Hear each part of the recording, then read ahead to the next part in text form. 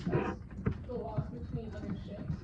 And then, so I think when the whale escapes from Ahab, when Ahab gets the whale cut off, basically, when he escapes from Ahab, the whale, that would be the lost, or the whale, Moby Dick would be the lost fish, since anyone can capture them, even though many like that is possible.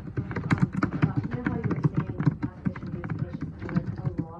You know the example that they have that court case with the two groups and how one group found the whale first. I think this is page, like it starts on page 328, and it talks about, they have talked about court cases that there was two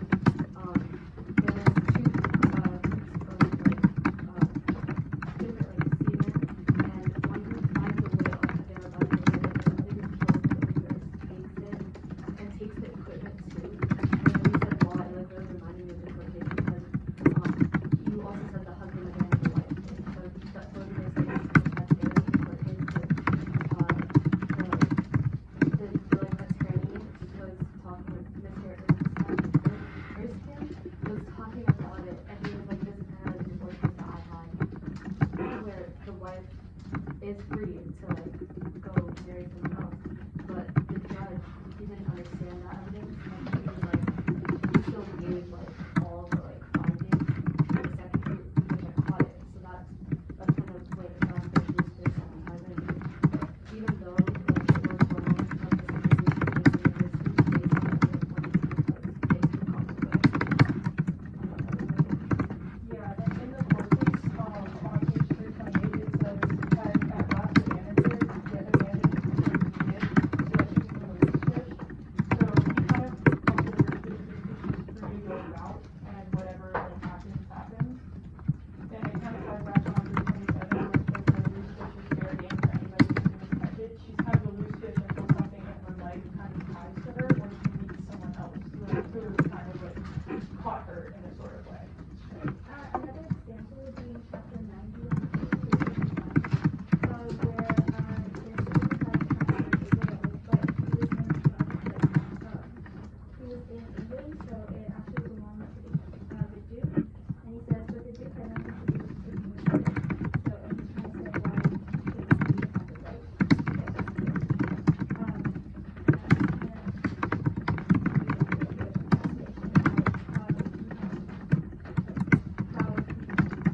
get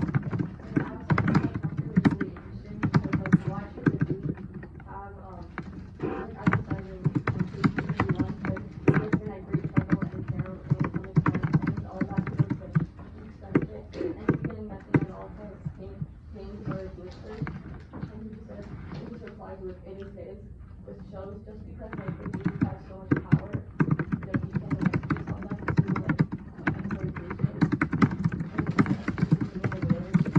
and to try and get better. Because all of the Duke is always deciding on their stuff. All like the sailors and all the laborers that did all the hard work. And I was thinking the same thing because when I was reading your chapter, how the Duke like just because he's higher up in power he gets to keep the whale or like he gets the, and I'm pretty sure one of the kind of things that they mentioned was how anything caught in that area belongs to that area. No matter where, like let's say like an American boat has a whale in like that area, like in England, the Duke of England is just like even though he had to like bring all that hard work and all. I also think that's because, like, the law is, like, in reality, even in our everyday life, the law is wrapped around the whole, like, sort of, like, human sort of, like, so,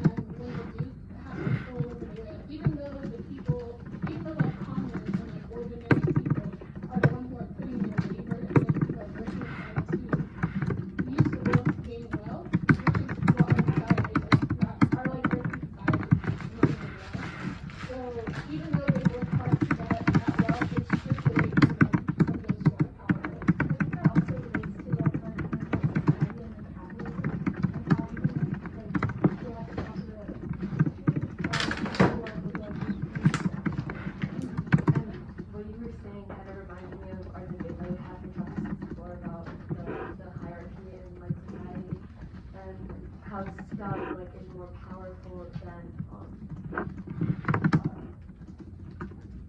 the Okay, I have those, two ideas together, so we talked about how the dude kind of abuses his power and he takes what he wants. So on page, 30, medium plan, we're asked, and what are you, your rebel situation of passage to? This is also chapter 1, what is, you know, like, what is a power, is that a fact, or are you going to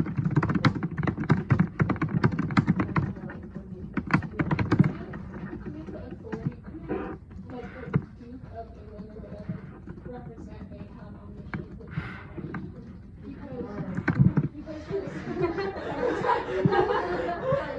because like if you think about it, the Duke controls the seas of England, so whoever captures the whale in those seas belongs to the Duke, and then Ahab abuses his power on the ship by revealing to the crew when you're already in the middle of the sea that they have, like that the entire crew is with them, and that the new goal of the Pequod is not to capture all sperm whales, but just one individual. So going off of that, what do you guys think the most are these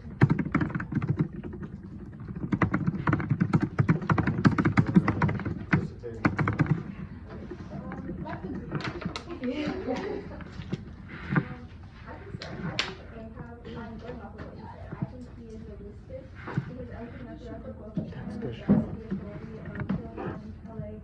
And I think it was chapter like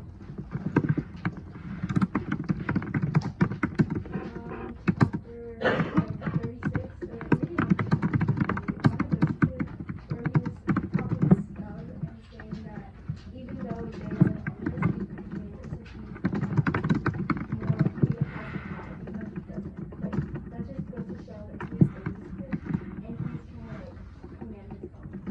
I feel like he's a loose fish in that sense, but I also feel like he's kind of a fast fish in the way that he's tied to the idea of catching Moby.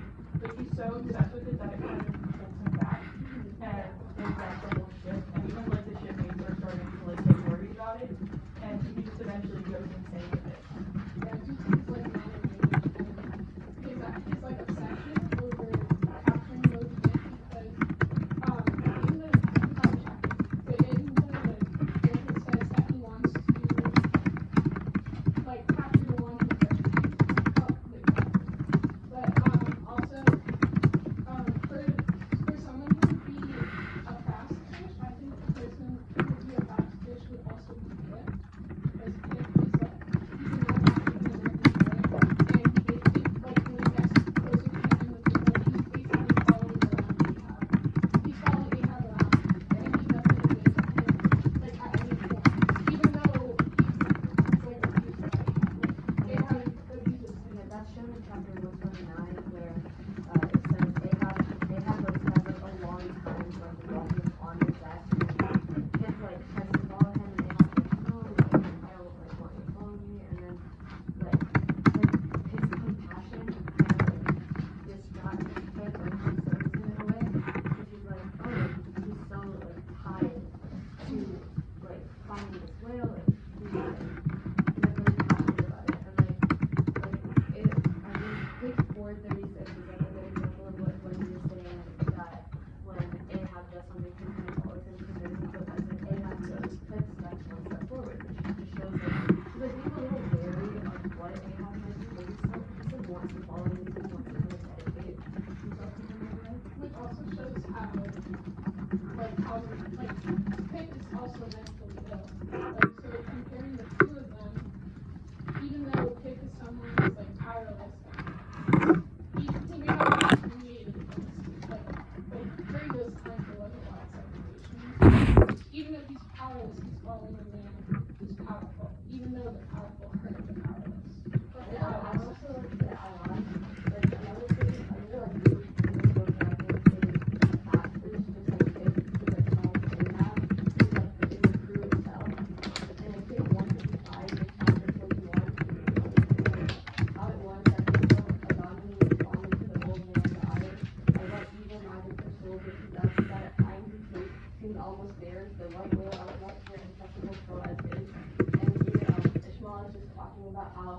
like, why is the crew basically taking on Ahab obsession with the white whale as their own as well? And it's just because, like, they're just being trained as sailors just follow the captain blindly. So that's why they're catfish, tied to Ahab, whatever their captain is, just follow him and take his obsessions as their own as well. I think that's okay. Also, another example of how the crew is like tied to Ahab is in chapter 36 when he makes them drink to and swearing death to Moby, where it's kind of like also the Christian communion, where like you drink and you swear you're gonna be like It shows your allegiance. Yeah. It shows your loyalty. Also, but the thing is, not the entire group was considered tied to Ahab because also Starbuck, exactly Starbuck, he was the one who was trying to convince Ahab of going back to his family and leading this mission that could basically lead to the crew's death, which eventually it does.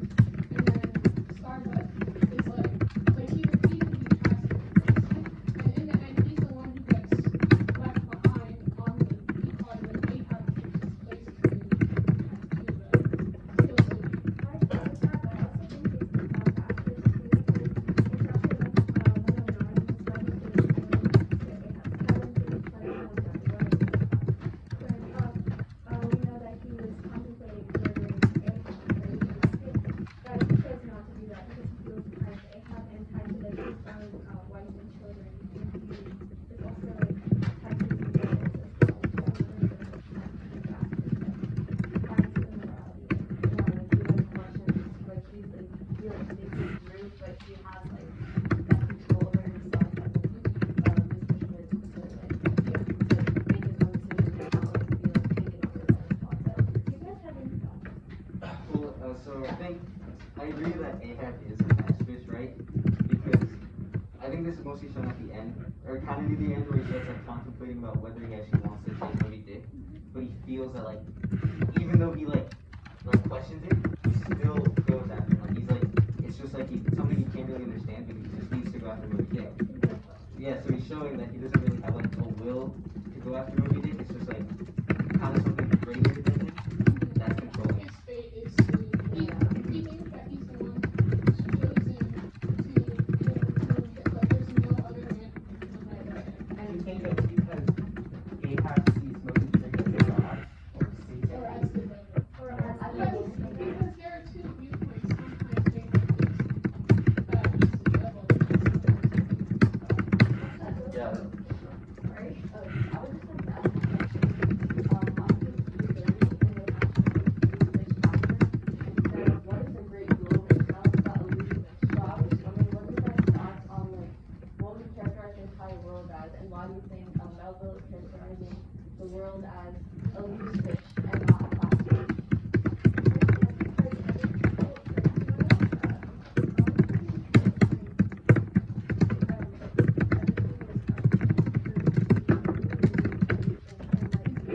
It's not like everything's like set and only one person can like take one thing. Like anybody can take anything literally, and anybody can like grasp the power if they take those. Well, I agree. Yeah. I agree with Virginia because in page 330 it says, "What is Poland to Czar?" and in which Columbus struck the Spanish standard by way of waving it and royal master mistress. It kind of shows how like I kind of agree with Virginia in the way that like anything is up for grabs, but then I also disagree because one person here, it says Czar, it mentioned Czar in Columbus, who was one person who did come to power and then did take whatever they wanted. Anybody can come to power at any time. But it's only if, like I agree with you, but it's only if they choose, if they put in the work to be the, like, the most powerful in society.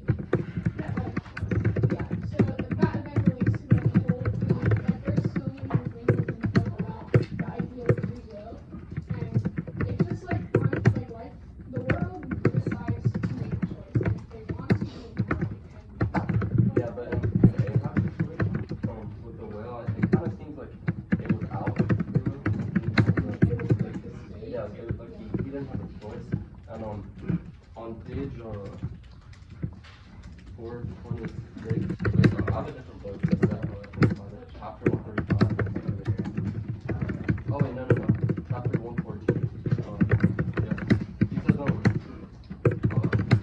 know what language it is in. I think it's Latin. Ego non baptizo. I'm not even gonna read it, but it says something that That's your evidence? no, I was Different language? No, the translation. The Okay. translation is I'm pretty sure it means like I'm not like baptizing you in the name of God, but in the name of the devil. One wait, no, 113.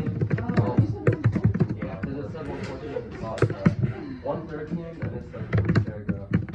Third to last. Yeah. That translates to like I think I will not baptize you in the name of God, but in the name of the devil. So I think that kind of suggests like the possession of from like the revenge that the whale has on Ahab, and it's kind of like like that doesn't like that suggests that he doesn't have free will, but I still do think that you do have like ultimately you do have free will like choose to be a Catholic or religious. His crewmates, like, they did have the choice. They didn't have to go on the road. And even Starbucks, he knew that, like, he basically, he almost implied that, like, he knew it wasn't going to end well. And, like, he had a feeling it was going to lead to their demise. And that's why he, like, talked to Ahab about it. I think we need a little bit of clarification here. It feels like the group has accepted the idea that anyone can be the leader. What? Is that what Yeah, you're so I'm saying? gonna talk about the contract, like, Okay, because there's only one leader, that doesn't mean that means that not everyone can be a leader, so yeah, go ahead. well, we were talking about like how Melvin in the chapter at the very end, he talks about like different examples of bluefish, right? But he also gives a contrast in the previous paragraph about explaining things like a master. And so I think this would better help our understanding of what is a loose fish and a fast fish in terms of like when we're talking about pirate enemies and that kind of stuff. Because like he says, like, what are the sinews and souls of Russian serfs and Republican slaves but fast fish, right? And so they're tied to that form of system, and like they don't have free will. And talking about all this kind of makes me wonder.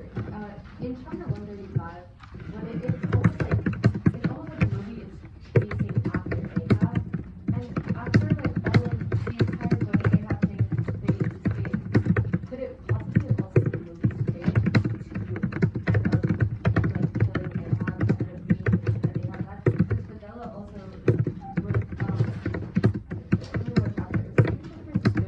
I think it was 130. Oh, right. Yeah, so in that chapter, Fidel was like, oh, like you're gonna see this curse, and then Ahab was like, not believing it, but he did see it, and he kind of believed it, and he was like, it's gonna be my death. Do you think it was kind of like Moses' fate too, in a way, to end up being the End up being the one that. I feel like it might have been, but then again, maybe like didn't only go after Ahab's ship. We would have like every ship, and every ship kind of had similar It was those who attacked him. It was those that who attacked Moby that convinced, that like made Moby attack. Would that make Moby a fast fish or a loose fish? I feel like he's a fast Well, fish. by literal definition, he's a loose fish. He's a loose fish, But- but I feel like he's a fast fish in the Mentally, way that he has to Because remember it. a whale can't like think of it. It can't like He can't be like, oh, I choose to hunt, like kill this guy, and not that. Yeah, and like also like sorry. I just thought it was interesting because everyone characterizes Ahab characterizes him either as a devil or as like an angel. Like he picks, or as God, sorry, not as an angel. Like he picks. And I was thinking that maybe he could have also been characterized as either a loose fish or a fast fish. But I think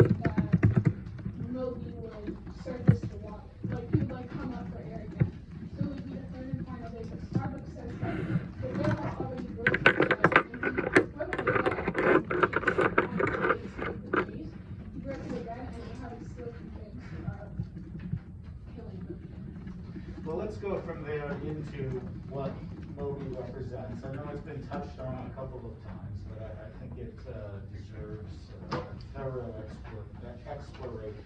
I think, in my opinion, I think Moby represents different things.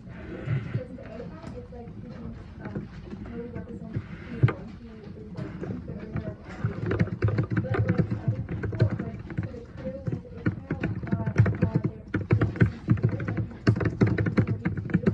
he talks about the whiteness of the whale. He describes the poor white as very discouraged in that it makes him feel sleepy.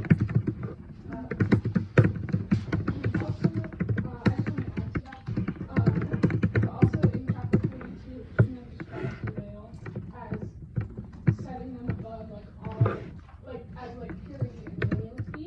So, like adding to your thought about there are multiple interpretations to everything. Like throughout the entire book, there are so many examples of multiple interpretations. So when he says the whiteness of the whale, it could mean both fear, but it could also mean loyalty and like innocence. And like an example of like the interpretation could be when the God of the either the tiger king or whatever, when he tells Ahab this prophecy, Ahab is like, oh, I'm not a god. Like that's what the prophecy means. Like, and his interpretation is wrong. Like, in fact, he did die by the rock.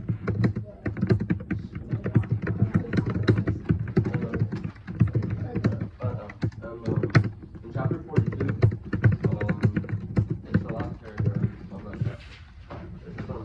Is it that bad? Is it any definite? The shadows forth, the heartless voice, and the immensity of the universe. It's kind of long, so I'm going to skip this a little. And then after like 2 sentences, it says, or is it that as in essence whiteness is not so much a color as the visible absence of color, and at the same time the concrete of all colors is it for these reasons that there is some blankness? I think it's important because my interpretation of it is like if you view Moby as like a high power as like God or something, then to try to put this in words, I think it would refer to like if the high power or God is like possesses visible absence of color, that would mean it's like blank or it's kind of like There's no yeah, like you can't really describe it because it's not even like it's not even like a color, so I would say Okay. I was just saying like when Muhammad and Ishmael were talking about the whiteness of the whale, and we're talking about chapter 42, and it's like, why can we either see this pure when it's disassociated with like the negative things, I guess, because chapter page 157, it says, witness the white bear of the pole, and the white shark of the tropics, while there's moose like the right from the transcendent horrors there are. So he's saying that although whiteness is pure, we also know that a certain shark, I'm not sure, a certain shark, a certain bear, they're really dangerous because of their white coat. So I have a question. Do you guys think that the whiteness of Moby kind of represent different things to the crew versus Ahab? Because in chapter 42, 156, he said it is the whiteness of the whale that above all things are faulty. But then also talking about how the whiteness kind of represents purity or loyalty. Do you think that Ahab was kind of going after it to like gain that status above Moby? yeah. Maybe, yeah, that would make more sense. Same thing, usually there's something more, right? Yeah. It has to have like a reason to go after the whale. Yeah. That makes sense. Like, do you think there's this desire to have that like status of purity and being higher than something that's being hit? So I guess that would make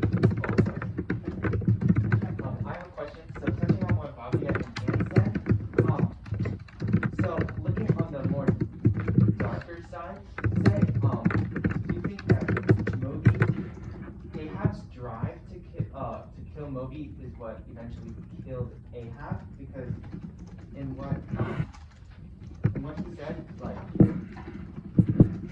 it was his like motivation and like his that was his thing to be on at sea for Ahab to kill Moby. But then do you think that's what eventually killed him in the process? Yes, I think that's also what led to the mental instability of Ahab, because as you can see it in, I think it was the Pipe, chapter it is. The Pipe, chapter 30, something that used to give him like serenity and used to calm him down, it just made him more anxious. And I feel like that ties into the anxiety that like going after Moby gave him. So that ties into his monomania. Yeah. Do you guys think like he's like seeking that like adrenaline rush of like maybe like possibly, you know, Moby like killing him or ending him? And also like in the beginning of the chapter when Ishmael was talking about how he came to sea because he was like depressed, and how I remember like Mr. Mustin said earlier about how maybe he did that because he actually wanted to die, and possibly Ahab wanted to save him. I don't recall saying No, that. like he said that he was like suicidal maybe, and how like Ishmael yeah. Oh, well, I think yeah, it's- that's clear from the text. Yeah, and so like probably Ahab as well, and even in the end, Ahab was like, he just accepted his fate. Wait, He was why like- probably Ahab, just because Ishmael is, why is Ahab? Oh, because in the end of chapter 135, at the end, he accepted his fate, he saw both of the hearses, and then, he still wanted to like finish off killing, Moby, because he put the last harpoon, remember at towards the end, he was just like, he was mad, so he couldn't take the ship, and he couldn't be on the ship, and go down with it as well. What could it, I'm so sorry. So you were saying about how they have kind of like, Not like seeking this, but Yeah. it was something that I'm like not. in the end, he just Because accepted. he does recognize it in like chapter 129, I believe the pattern. He says like verses 1 and 4 this is like my personality becomes my most desired help. Page 435. So what chapter? No, 129. 435? It's right at the top. Yeah, 129. 120. Yeah, so it's like chapter was whatever. Page 4. Yeah, so like here's working for this when that really becomes my most desired help. I think like that monomania and like that craziness in his pursuit for Moby Dick was like, even though it wasn't healthy for him, I think it also in a way fueled him to keep going. Right, Also, but sorry. in that sense, like, yeah, he's going after Moby, but what is it in Moby? What is it in Moby that he's going after? Like, what is so intriguing about that? Yeah, I can Also, answer I that. wanted, I'm sorry. I can answer that. So I think actually back in chapter 42, when it says a colorless full color of atheism from which he shrank, I think this is so important because my interpretation of this, I think that Ahab was like Sorry, he was what page is it's page 165. Chapter 42. Chapter 42 is the last that? paragraph. Last turn? Okay, thank you. I think Ahab was genuinely flustered at the fact that like this whale could be viewed as God because of its color, like because of its whiteness. And I think the reason it says color of atheism, because well I think Ahab the reason he went after it is because he was obviously like he was mad that he lost his life. But why would like a high power like a god attack Ahab and like make him lose his life? So So Do you think that represents that Ahab would be Satan? Because if Moby is God and he's attacking Ahab, then would that be Also, So I- according to, like in the book, Ahab views Moby as the devil. Like he doesn't view him as God. And then also adding to what Charlie said about, okay, about Ahab like accepting his death in the end. Also in chapter 131 on page 441, this is when Ahab meets the Pequod dams with the delight. So basically, it says, but the suddenly started Pequod was not quick enough to escape the sound of the splash that the corpse soon made as it struck the sea. Not so quick indeed, but that some of the flying bubbles made her hull with its ghostly baptism. So basically, what happened in the chapter is that the delight lost 5 of its men to Ahab, and I think the fact that Ahab wanted to get the Pequod far away before the corpse hit the water and the water hit the Pequod shows that Ahab he doesn't want to die, but he wants to die. So, since we're saying that Moby is evil and he represents Satan, do you think that means Ahab thought of himself as God? Because we know he was what? I think what might have triggered his like running towards Moby, I think Ahab wanted this sense like of control. Because we saw in like chapter 124 the needle how he kind of talked about like fixing the compass and like directing the Pequod. He said, like this, I might as well be taken out of the future of the sun, and he went on to say, I drive the sea. Do you think that maybe why he continued to seek Moby Dick was because of that sense of like his power as a captain and his control was taken from him when Moby took his life on his term or anything like that? I'm sorry, here we go. Yeah. Sorry. Sorry, what was the question? So I was saying, do you think that the reason why Ahab goes after Moby is because of this need of like control that he lost when Moby kind of took his life from him? I feel like sort of, yeah, but I don't think it ties into him being a captain, because even after like Moby took his life, he was still a captain. He just had this one focus against Moby.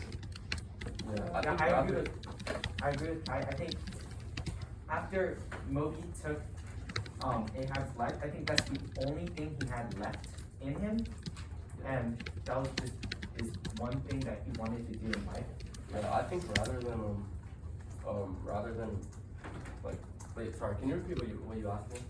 I was asking, do you think that Ahab seeks like Moby or pursues Moby because of like that need of control Yeah. he lost? I think rather than that, I think Ahab genuinely just why he suffered from like the mental illness and like that he suffered from. I think it's because he was just like so the reason he was in like my theory, the reason he was in his cabin for so long and didn't come out is because he was like genuinely fighting like his demons or fighting his thoughts, because he was confused and was why like a powerful which is like Moby would attack him and make him lose his leg. So I think the reason he was like so determined to go after it and kill it is to refute the idea that it's like powerful, just to show that it didn't have that much power, because it had like, because if it was a god or that much power, it wouldn't make sense for a god to attack a I want to respond to that. I feel like it would, like even God can like put humans at check as well. Yeah. So that's why I think Moby actually represents God instead of the devil. Yeah. Because he was just keeping them in check. And like also in chapter 141 on page 151, says that declaring Moby is not only ubiquitous but immortal. That through the ground experience he claimed he was still swung away unharmed, and I think this just further shows that Moby was like, it mostly more represents a god rather than the devil. So, we're gonna switch gears here, right? And we spent a good amount of time on this particular question. Structurally, the book is kind of strange. It starts off fairly conventionally, but then some weird things happen, like Ishmael begins to know things that, say, he couldn't possibly know. There are odd stage directions in some places. Why are there these structural breaks from the conventional structure? I think the stage directions were given to us because they provided us more of an insight into what Ahab himself was thinking and what their opinions were on, like just the journey, this, and struggles and Stoics' opinions on Ahab. Also, I feel like, yeah, the book is written in Ishmael's perspective, but sometimes I feel like it kind of switches over to third person on the essence. Omniscient. Sorry. I feel like sometimes it kind of switches over to that too. Or else, how would the stage directions be given? But yeah, I think Yeah. it's definitely like the third person. Like also in like chapter in chapter 40 is also the midnight show capsule. That's like a good chapter just like in chapter 40, it's like just like full on play with all the scenes and all of like the and all the sailors are all like singing and they also get to fight at the end. And there's some other chapters as well. Like I think it's either the sunset chapter or the sunrises chapter where it's really just like with some Starbucks like inner dialogue and Ahab's inner dialogue as well. It's like their like monologue and there's no way that Ishmael could have known that. Because obviously in those scenes it's definitely like third person. Yeah, also. Well, we definitely know this is the case, but why? It's just to show the perspective of the other crew members as well. But also, I think, I lost my train of thought. You can- I feel like it's kind of to show what it was kind of like, because this is a lot of the times where he kind of describes it, shows what it was like. Like, on page 144, half of them dance to the tambourine, some go below, some sleep or lie among the coils of ribbon.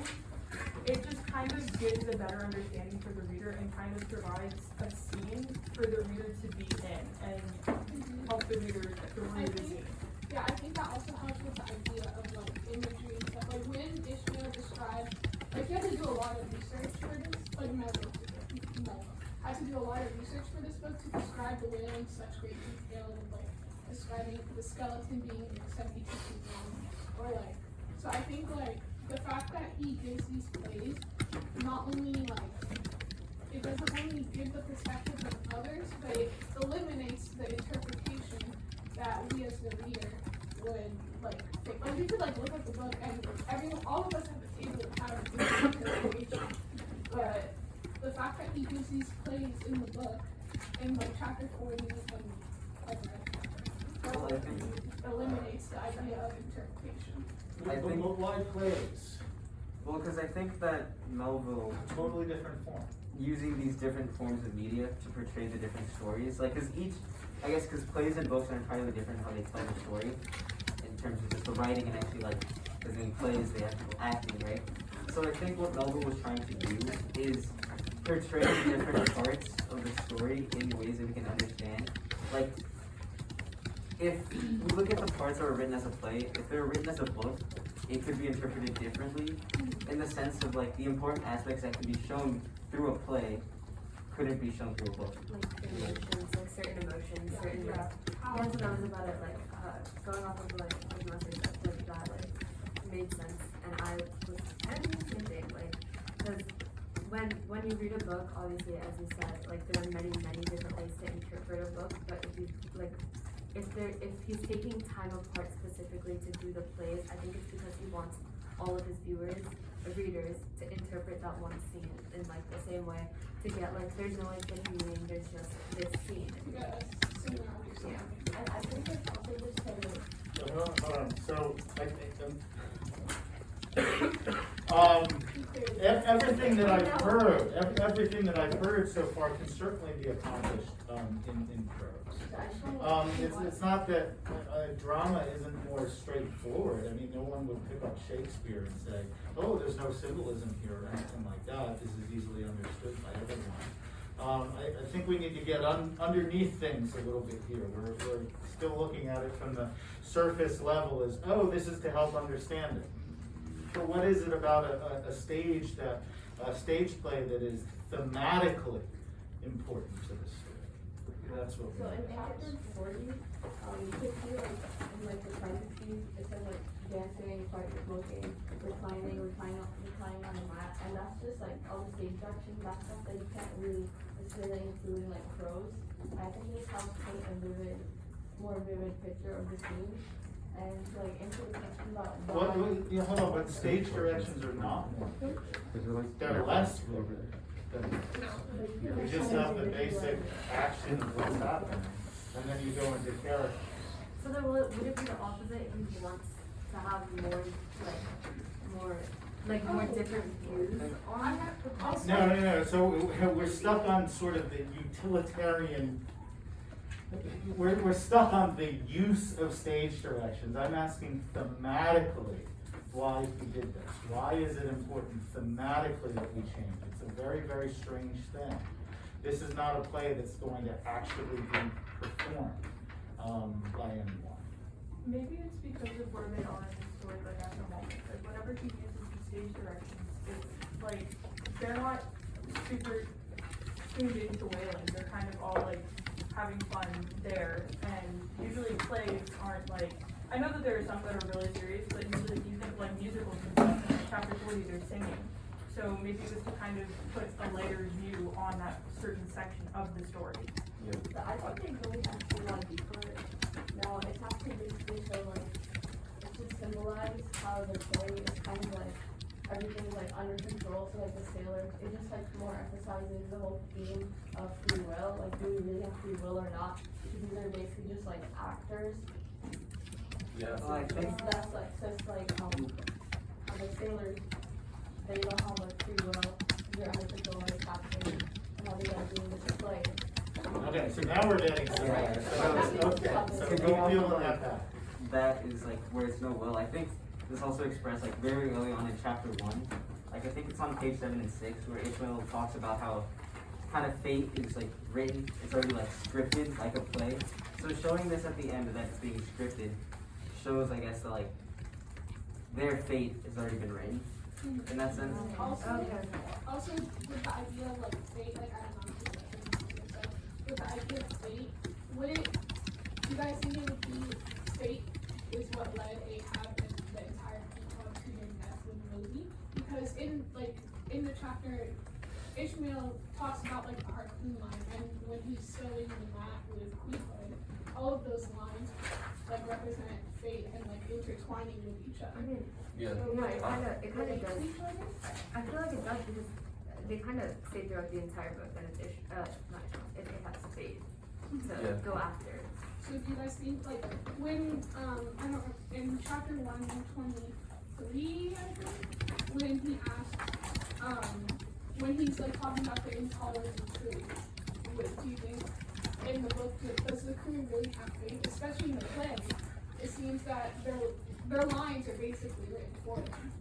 So like do you think I think so. Yeah, I think like the fifth chapter is chapter 47, the map maker, and in page 179, he says, so basically like Ishmael and Queequeg, they're like weaving a mat, and it says, as if this were the loom of time, and I myself was Shuttle Mackenzie weaving away at the fates. And this, and like, later on he says, this work between these necessities in here I thought with my own hand. I ply my own shuttle and weave my own destiny into these unalterable threads. Sorry, I'm just laughing. That part is just so ham-fisted. It's just like, here's the theme, and Yeah, it's I'm just wearing like- on my sleeve. Yeah, it's just like. So you're talking about the like kind of like when So like I showed you they the- say that map making is like a metaphor and fate free will. Yeah, so he's talking about how like the threads are like the necessity, and then how the it's like he's like weaving his own destiny. I want to add on to that, sorry. He says also in chapter 1, or page 179, there lay the fixed threads of the warp subject to but in one single ever-returning unchanging vibration. So I think he's trying to say that you can also like alter your fate if you have like the will to do so. Like there are things that are fixed, but there's also like something that can be changed if you have enough will. Like Also- sports. Also when you're weaving like the slightest movement can change the design of the entire map. So like even like that would like the movement would be your idea of change, and then the map is your fate. So basically like the slightest chance, like the slightest opportunity could change everything. Yeah, and Really other than fate, like kind of disregarding fate in a way. I think like every like what Melville goal in this like creative like fictional text, I think like every piece of like text in here can relate to real life in a way and like how we live our lives. It obviously is like difficult to because the way he portrays it is through like wailing and going along with the story. But I think specifically like a sentence or a part that really stood out to me was give me 1 sec. Oh yeah, in chapter 11, it was page 58. It was like the fourth paragraph or something.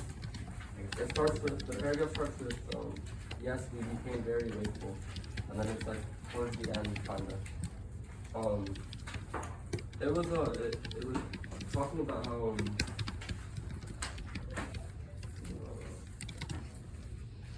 but if like Queequeg and me in the bed, the tip of your nose or the crown of your head be slightly chilled, why then, indeed, in the general consciousness, you feel most delightfully and unmistakably warm. For this reason, a sleeping apartment should never be furnished with a fire, which is one of the luxurious discomforts of the rich. For the height of this sort of deliciousness is to have nothing but the blanket between you and your snugness, and the cold of the outer air.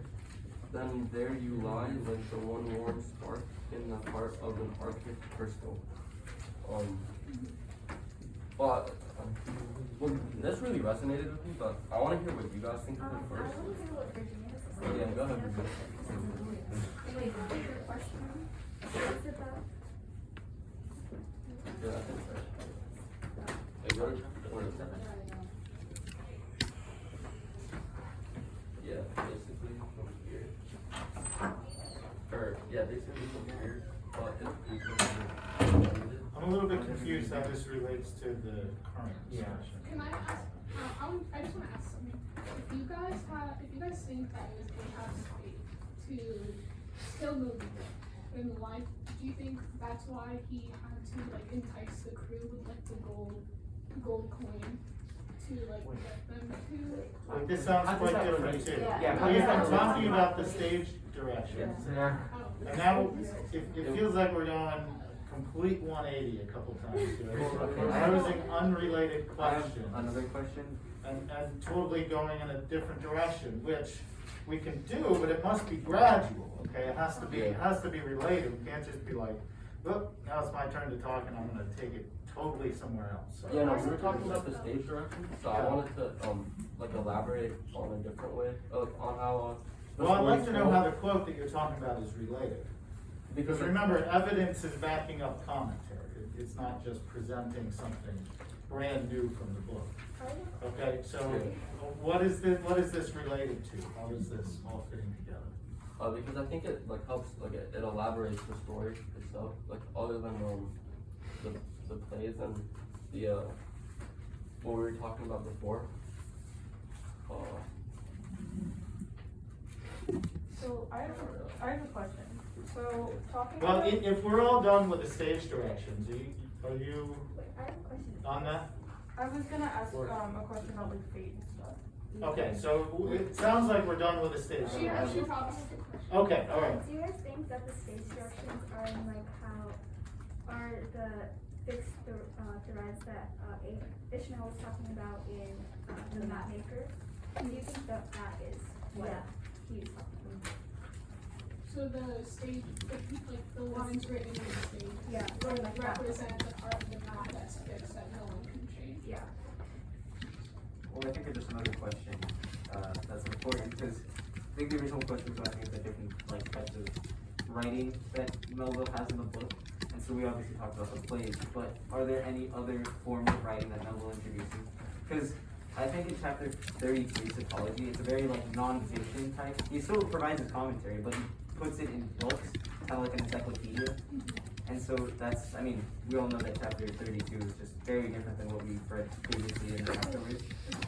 As well as chapter 14, but that's when he visits Nantucket with Queequeg and he goes into the whole nonfiction part of explaining the tale of Nantucket and how it came to be. Right, so I feel like So the there are multiple- the main ones that are like popping out right now based on the conversation we've been having is the nonfiction chapter, the plays, and I feel like I guess point of views change, but other than that, I can't really see So I anything just else. wanted to add on like the reason adding like the natural, like we talked about the non-fiction chapters like Psychology and the other ones in like chapter 104, 103 about the whale's anatomy and all that. And I think like the reason why he does that, because I think that's also a big question, is why does he have so many like anatomical chapters about the whale?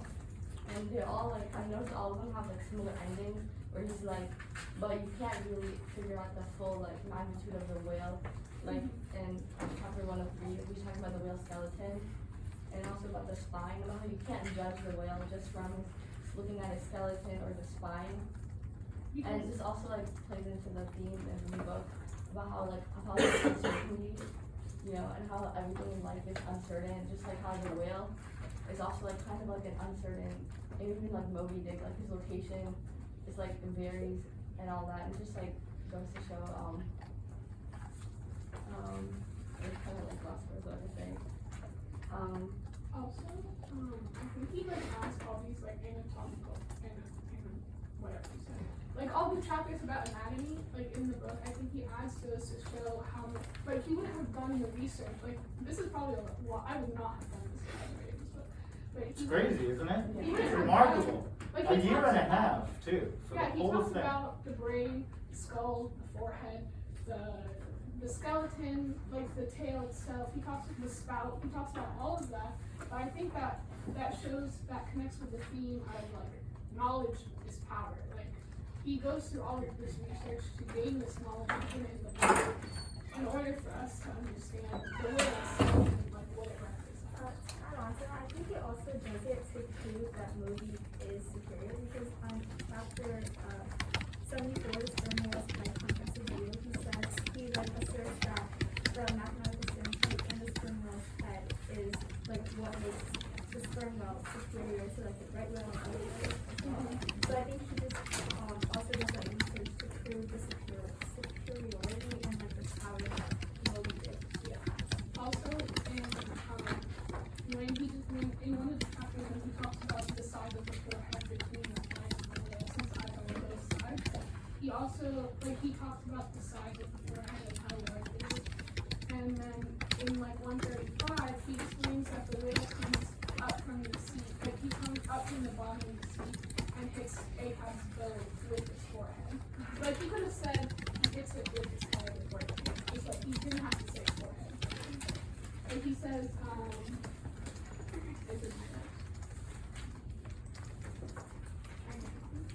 Jack, do you have any thoughts? So I have like a question I want to ask Jack or like anyone else. I just remember what I was about to say earlier is that basically like at the end of each chapter he was talking about how like you can't really figure out the magnitude of a full whale, like in chapter 1 of 3 without just looking at the skeleton and all. And do you think he included these chapters to also show that maybe the uncertainty of the whale, because some of them have probably never seen a whale before, and the reason why whale hunting in general is so popular is because people are curious to see what a whale really like is like. And that's what like makes the allure of whale, that's what like makes whale hunting so alluring to them. And same with like the Moby Dick and the elusiveness of him. Sorry, what's your question? Oh yeah, so the question is just like going back to why he included all the chapters, like obviously you said to say that like through his own knowledge, but then also he might have included them to show the reason why whale hunting is so powerful. I feel like we should include everyone. Like, I feel like we Yeah, should. yeah. Sorry, I have like really bad hearing. Can you see me? Yeah. So I'm just saying, like, what do you think is the main reason behind, besides the fact that to prove his knowledge and establish his own like knowledge about whales, why else do you think he included all of the other like scientific chapters? Well, I agree. I don't know if Ann said it, but I agree with the theme that knowledge is power. I think, but it also gives us an insight on what is going on in the book, because if we don't know something, then I think it's the author's job to explain it, and I think he does that in larger chunks than any normal book. Like a normal book would like he could explain something in like chapters, like paragraphs, but he does it in chapters. So I think it gives us a better background knowledge and insight behind what he's trying to say. Wait, okay, question. Virginia, go ahead, and then we're gonna switch directions. Okay, why do you think that he like chose to put it in like larger chunks instead of like how a normal author would write? And by like a normal author, you mean like sometimes it Like how they just like put down like Is there such thing as a normal author? Well, I No, don't know. I was just quoting whatever Jack said about a normal author. So like why do you think he separated it into large chunks? Yeah. Instead of like, you know how sometimes authors put like asterisks. Yeah, I instead of just putting put like that a on. bubble. Right, that's a good question. Wait, what do you think?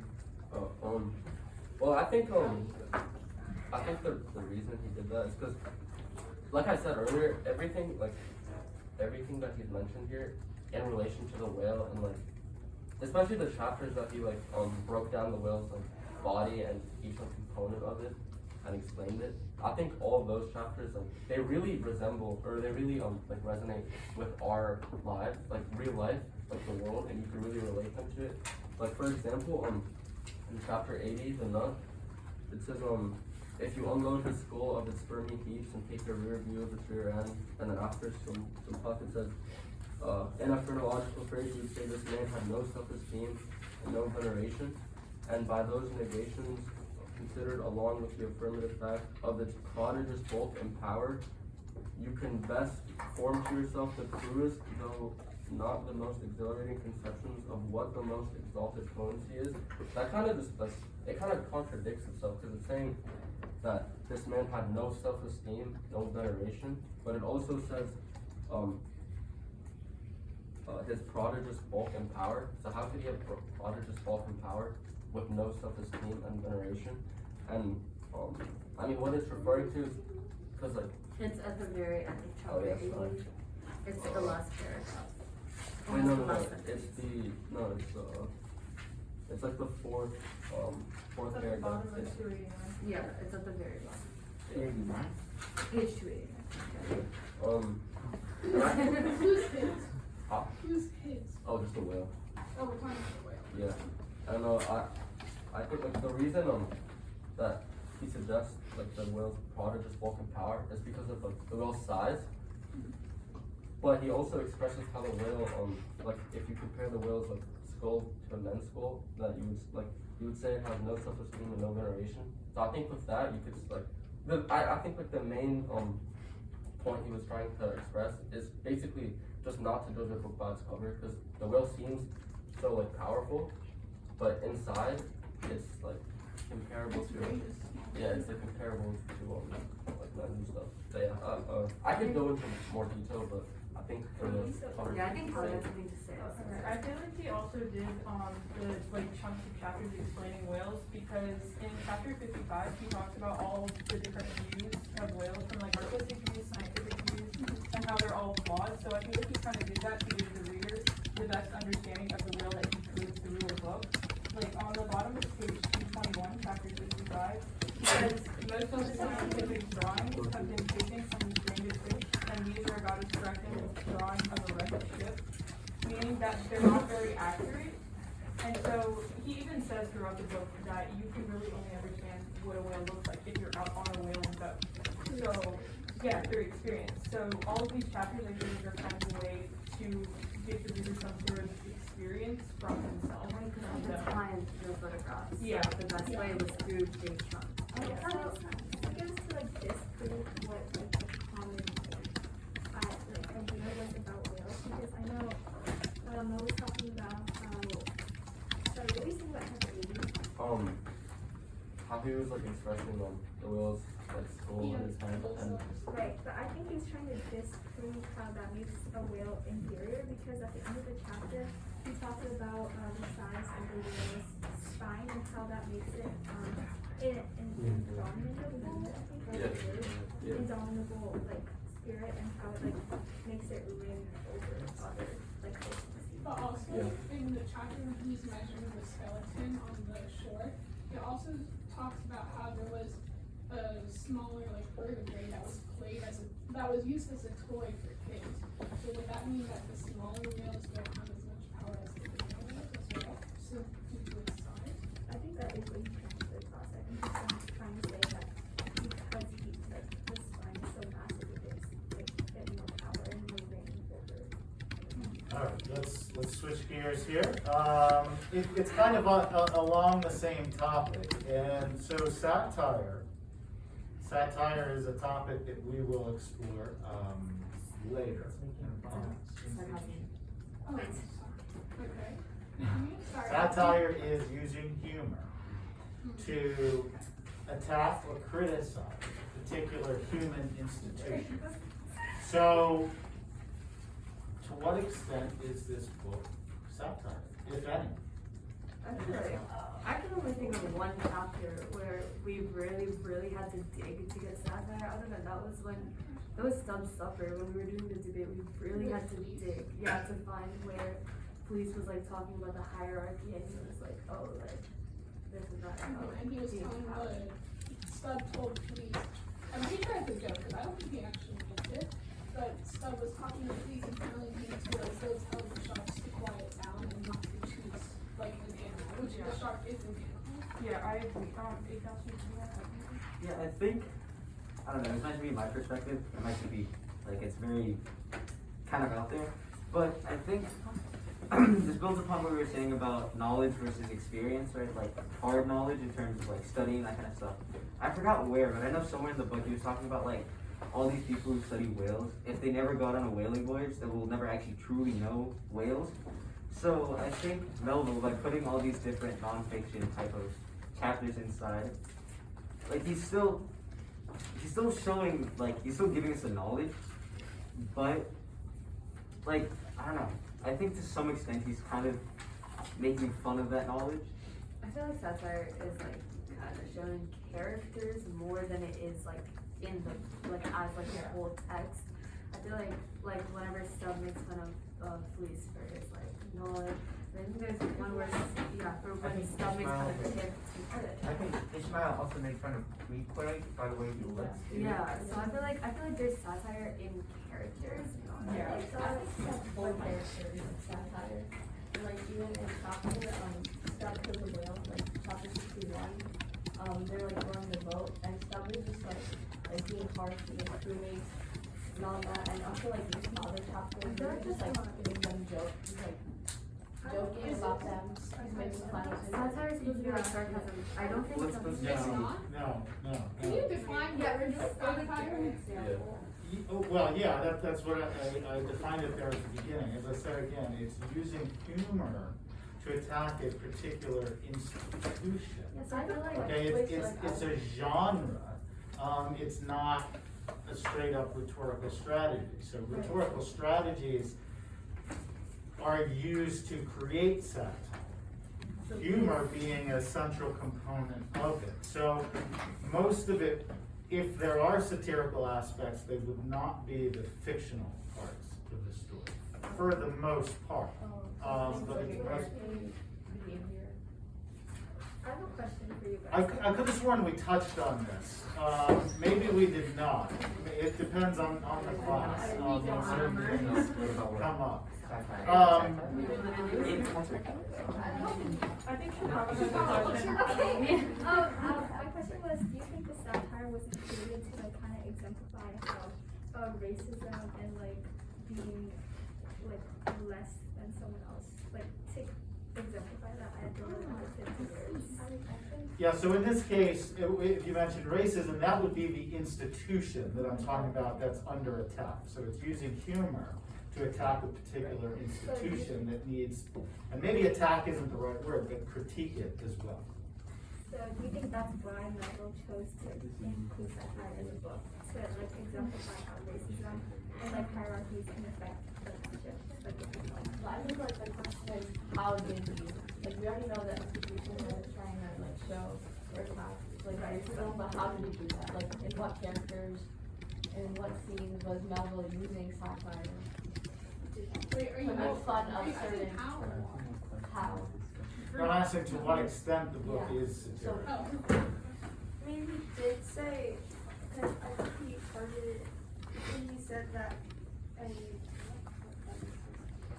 this spouter in, he was like, I could not help it, but I began to feel suspicious of this quote, dark complexion harpooner. And I don't know why he would like specifically like quote out dark complexion, because like, he could have said anything, but he chose to put with quotation marks dark complexion harpooner. And then after that, he was like, at any rate, I made up my mind that if it so turned out that we should sit together, we must have doesn't get me disappointed. And like, usually like, maybe he thought that his like, race was making more like dangerous or something, because like when people are sleeping, they're less guarded.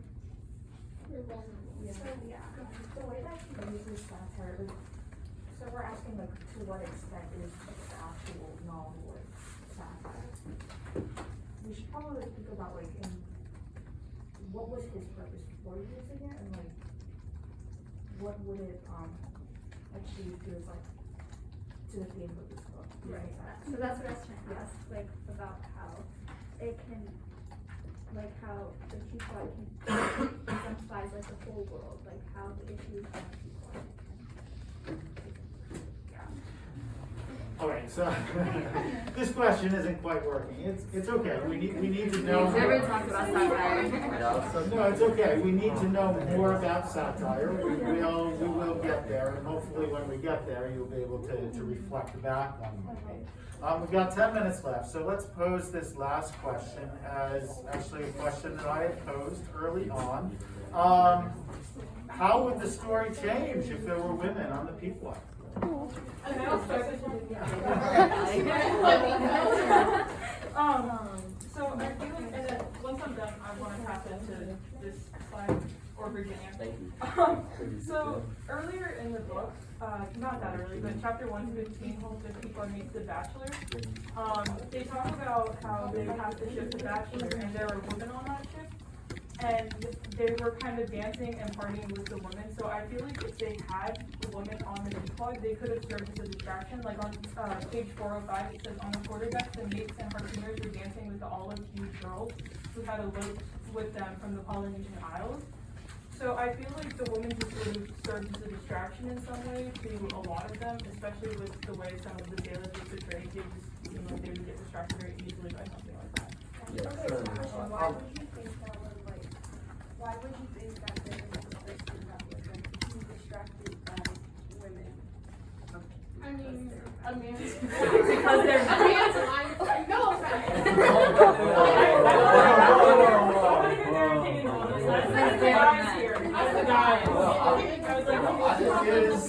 Let me ask, is this being recorded? I can turn it off. I can turn it No, off. no. Okay. It's not that it's probably being recorded, it's just like, it's very important that, because it can be a sensitive subject, depending on what you have to say, it's very important that nothing is accidentally taken out of context. Okay? Yeah. So we need to keep in mind the context of the discussion, because sometimes we slip up and say something, okay?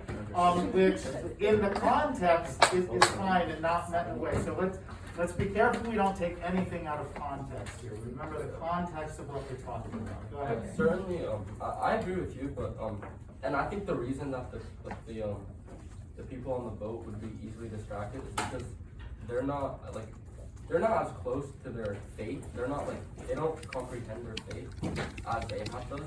So they don't really have like a goal that they're trying to reach. Like not at this point at least. So I think it wouldn't have made a big difference because Ahab would have still let him his goal. They all would have still died because Ahab would have still sailed the boat to Moby and still would have attempted to kill Moby. But yeah, I think it would just it would 100% just have an effect on the people on the boat. Yeah. I can acknowledge it. You guys agree? So, or- well, I had a different perspective. So in the book, whalers were seen as noble, and at the time, if I'm not wrong, women weren't seen as noble, and I said at the time. This is what I'm saying. We don't Long time ago. don't take a Long clip time and we ago. don't He's not edit saying it that. and take it out of Yeah, context. At the time. Okay, let him finish. Women were not seen as noble, so I don't think it would be, they weren't seen as whalers in a sense, so that's probably why they weren't on, like, the Pequod. That's my thing. Also, I wanna add, I feel like we should let Ahab say about that. I guess building on what Jack was saying about how they didn't have this many I guess the same social understanding that we do back then. I think they'd be in the same position that kind of places at, kind of below all the whalesmen in terms of just like their social status. They're more kept as like a kind of just as a help, not really like, you know, being above anything below the bottom tier of the boat. I feel like a little small thing to add that's like kind of tying to the original question, but doesn't have to do a lot with what we're talking about now. Is in chapter 75, when they're talking about like some parts of the whale that they don't really use. I think it's the right whale. Yeah, the right whale's head, and they're talking about how some parts of the whale are like used for like women's undergarments and stuff. So they're like, they wouldn't have thrown those parts away. If there were women, they would have found a way to Use I any have perfume. one thing. Yeah. I just have a question to ask you guys. So like, keeping in mind chapter 132 is the thing to me where it talks about his relationship with his wife and how he only has really been on land for like 3 years. I think how none of them have really like been in close with their wife. So what do you think? How do you think that they treated the woman on the boat if they would barely interact with their own body? You know. I feel like as we've seen with like some of the racial issues in this book, so they would kind of put people who were obviously like non-white at lower bottoms of the hierarchy, right? So I feel that if women were on the boat, they might be subjected to, well, at least in this time, would have been subjected to jobs that pertain to where like Kind of like cooking or like domestic. I agree with you. I think it's more of like, anybody that's like of the minority will be treated like less than because of the time period. Also, I want to add, when Callie was talking, other than what Callie was talking about with the girls on the ship missing, there were only 3 other women mentioned in the entire book. There was Mrs. Hussey when she was at the tripods cooking for them, cooking their chowder. Sorry, No. and then there was also the girl, one of the captain's sister, I think, the girl who was helping store the boat before the people all left. And then there's Ahab's wife, she's like mentioned like twice in the entire book. So then also if women were on the boat, I think that the Pequod's fate to, like, the crew's fate to die with Moby, like, against Moby, would have been different with the woman, because I think the woman would have, like, I guess they would have been the same people. And I feel like how much of a difference would they have made if they were forced to do the cooking or the cleaning and all of Yeah, that? because- Like, they wouldn't even interact. They wouldn't have much Yeah. to say. Because not even the shipmates had like could make a difference on Ahab. So why would the women make a difference on An Ahab? example of this would be chapter 72 of the Monkey Book when Aunt Charity sends Ginger over to Scub. And Scub rejects it and he says, why would you do this? And he says, what the devil is Ginger? I say that you offer this up to a poor people here. And so I have a question to ask about this phrase. Do you guys think that if women were on the boat, the men would just disregard them? Yeah. Yeah. I feel like that's where we've gotten throughout that discussion. But Like, I their role with them. Their role on the boat wouldn't be as powerful as the role of on the boat. I just had like another question, it's like related to women, but it's a little more off topic. Why do you think that none of the like Ahab and Ishmael, they never paid much attention to their family, their responsibilities, their children and their wife? Well, for Ahab it was the obsession. It was their desire. And I don't think I feel like some of them are like unmarried. Also, Yeah. their desire. But I feel like So pretty much the people on the ship. Yeah. Also, I think their desire to like achieve this quest probably blinded. It basically blinded them. yeah, I kind of want to. I feel like, yeah, With the yeah. Or Maria, what would you like to say? Did you have I was going to say that like you should also recognize like what is the relationship of men to women at that time at least, especially if they were like married. So obviously like there wasn't really women on the boat and Yeah. kind of the men were just like the sole money makers at that time. I think that's why we just would have disregarded. Yeah. I have another question. Sorry, I have one more question. Do you guys think if Ahab's wife was on the boat, do you think the result would have been different? Do you That's think what she I would was have saying. been Yeah, different? because I Well, think actually, I don't think so because, it says, I forgot which chapter number it is, but in the pipe, chapter the pipe, he threw out his, I don't know if it was a cigar or something, but he threw it out. because I think that showed how his obsession with killing Moby Dick was over like that of nicotine and vaping, and then I think that kind of relates to his wife. If his wife is on the boat, he would disregard her and like how he disregarded her. Let's go ahead and wrap up here. Interesting discussion here at the end. The bell's gonna ring in just a moment. There is, by the way, I have not read it, but there is a book called Ahab's Wife. From her perspective, it is from her perspective, I believe. I think fascinating idea. And the other thing that I should note too is we don't want to hold the book up as glorifying this kind of patriarchy and hierarchy because it ends in complete disaster, right? So it's not as if Melville is saying this is the best way to do things. Clearly it ends up being a big problem, okay? You're welcome to take a look at the colleagues.